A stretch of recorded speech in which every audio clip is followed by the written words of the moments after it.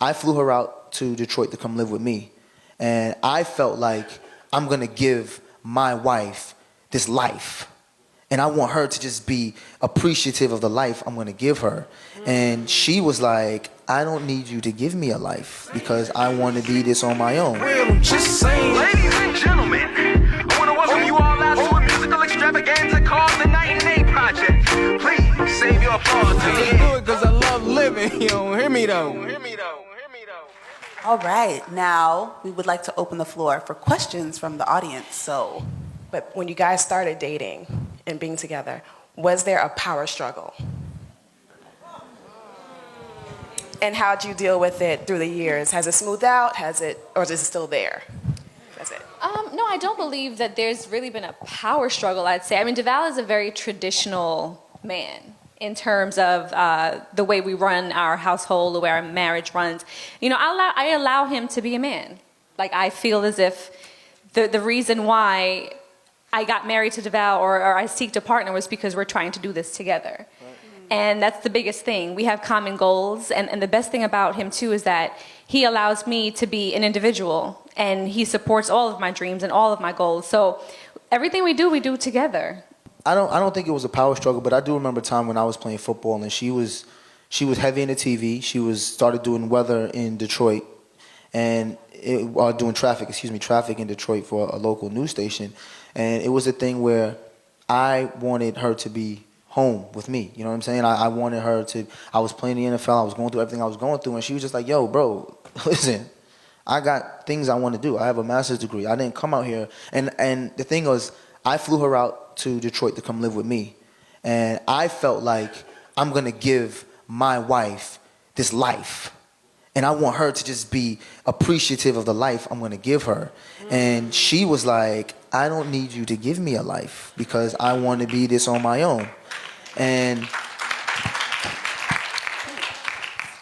typically it's not a power struggle for women, but normally men have to kind of realize.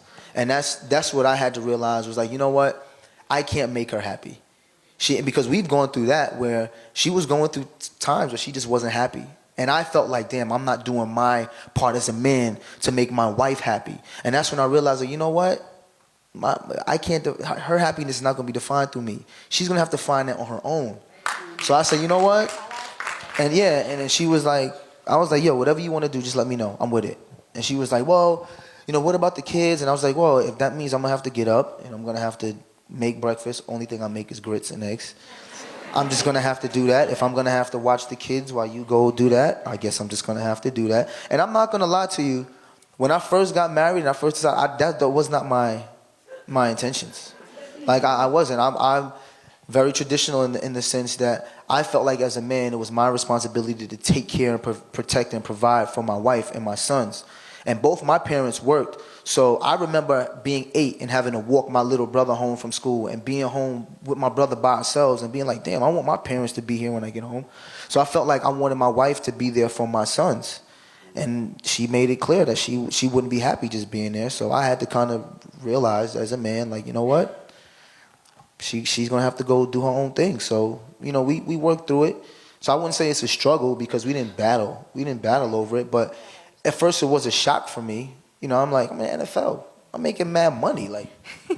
And not to cut you off, but I think one thing too is that's what attracted him to me was the fact that I was out there doing things. I was going to school, I was in college, I went for my master's. I was doing so much that I felt like there was no way for me to stop. I mean, at some points you do have to kind of take the back seat sometimes. For example, to have children, you have to kind of cut back a little bit in the career sense and take care of home. And we both decided mutually that we wanted either one of us to be able to be home with our children when they were little, to raise them. So thank God for, you know, entrepreneurship and our flexibility in schedules to be able to do that.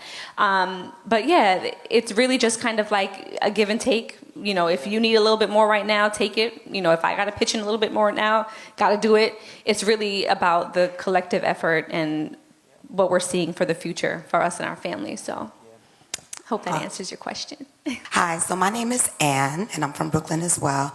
What do you make of the messaging, you know, the landscape of the messaging as it is right now for Black women, that we're too much, that we need to scale back? and the messaging about men, which is no messaging, or you can do what you want to do without repercussion. So that's my question. Tommy's excited too. Partly, first I want to say it's just that, right? It's messaging. You know, a lot of this show and this idea started from some of those that exact information and statistics about educated black women not being able to get married. At the time, I was out of grad school and single, and hearing this data and being like, wait, what? Or the BS data that black women are the least desirable and the most unlikely to get married or stay married. And adding to that black women with high education were unlikely to get married. And the reality is that data was manipulated and then spouted by many different outlets. You gotta say that again, because people don't get that. I mean, I wish, I'm looking at Brandon because we were actually just working on something detailing the myth behind that information. But the reality is that the data was taken certain ages, 18 and up, who was the most married. Well, black women are marrying later anyway. So when you take 18 and up and the 18 to 30-year-old black women aren't married, then that brings down the statistic and it makes it look like that we're not married. So first, just stick with us because we will be sharing this information. But it's just that. It's messaging. It's shitty messaging that is very detrimental in nature, just the fact that these outlets even said those things because it was manipulated statistics. Black women are beautiful, incredible, powerful, dynamic, and that's just what they are. I mean, you can see who I'm married to, and it's a bunch of BS. Yes. And it really is. And so much of when you try to get what you should feel or what you believe from these poor renderings of black women or black couples on TV or in film when it's just a bunch of BS, or in most social media, which is actually why I was slightly wary of you two in the beginning. Oh. I was like, that's not my cup of tea. But then I actually saw some of it and it was like, oh, they're actually real. Because most of it is just the highlights and the lowlights, and you don't see what it actually takes. And so it's important to make sure you look at the source. And sort of going back to what we talked about earlier, the idea of talking to the wrong people about your relationship, when you look for you look in the wrong places about those things, you get the wrong information, and then you feel like there's no way out.